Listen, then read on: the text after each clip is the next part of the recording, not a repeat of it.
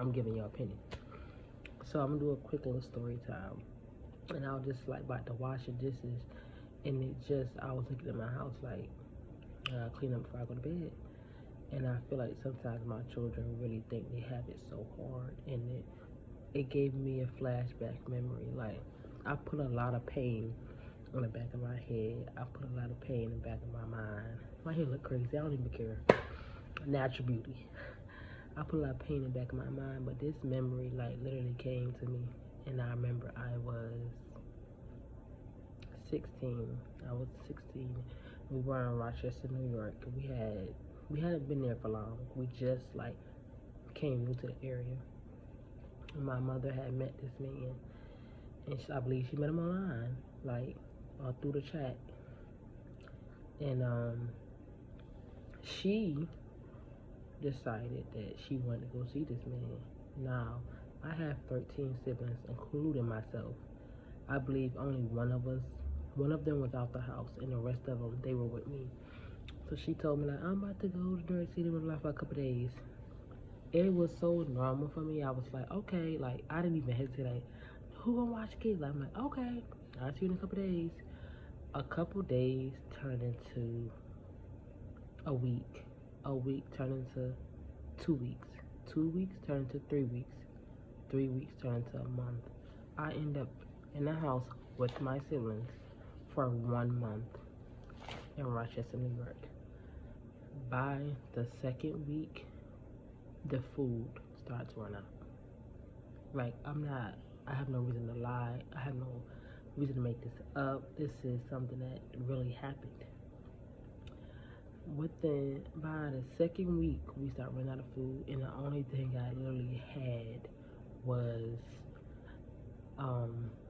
WIC checks. I was an atypical teenager where I just had like boyfriends and homegirls. I really was a loner. I really was like to myself. So there was nobody I could really call upon. And she isolated me from my father's side of family or any like family or anybody that was willing to help us. She isolated us from everybody. So all we depended on was her. So we started running out of food, and I have to laugh to keep from crying. I had to use her.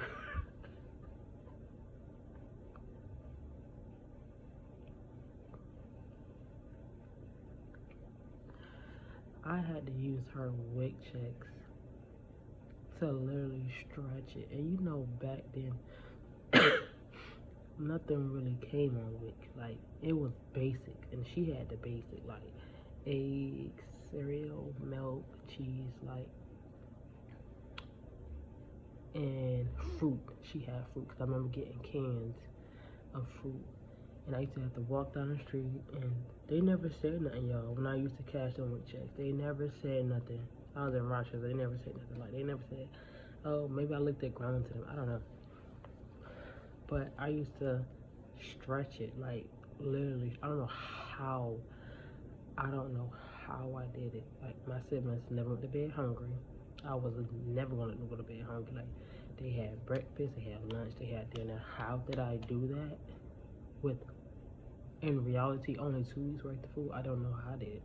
Maybe because they were young and they wasn't eating that much. But I never forget that a month, like, being in a situation, it was normal for me. Like, it was literally normal. Now that I'm grown, I'm like, that's not normal to be 16 and be left in a house with your siblings for 30 days and 30 nights. And all you receiving from your mother is a phone call, or her telling you she going to get her nails and or her hair done, or she doing this, that, and the third. Like, she was literally living her best life while I was taking care of my siblings. But now that I'm grown, I don't regret it. I don't regret it, because if I wasn't there, then who she left with? My younger sibling of mine that was irresponsible. She claimed that she was stuck, but I don't believe that.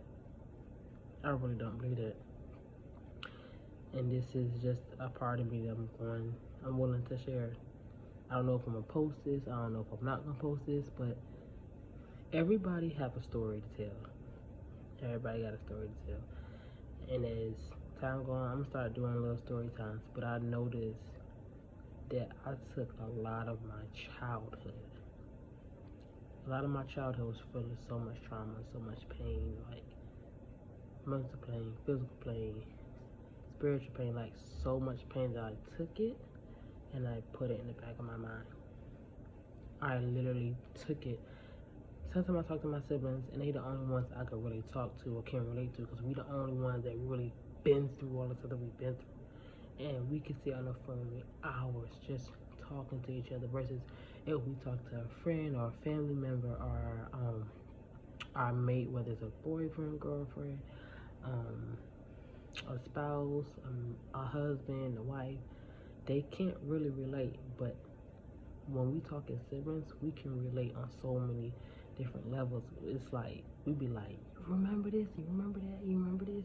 I'm like, if we could. And the sad thing is, that's a story for another day. I'm not gonna say that, but that's that's the penny of me. That's what I'm gonna title it. That's the penny of me.